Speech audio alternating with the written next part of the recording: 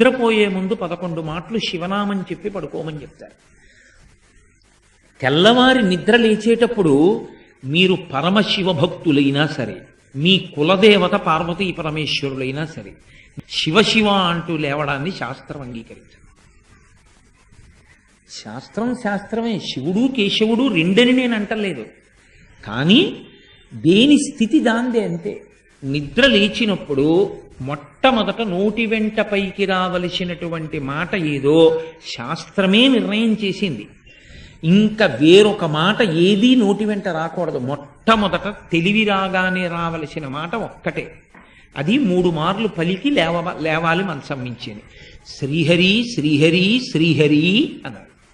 3 మాటలు శ్రీహరి అన్న నామం చెప్పి మాత్రమే లేవవలసి ఉంటుంది. అంటే జాగృతి ప్రారంభమైంది. నిద్ర లేచాడంటే రక్షణ చెయ్యవలసినటువంటి వాడు శ్రీ మహావిష్ణువే.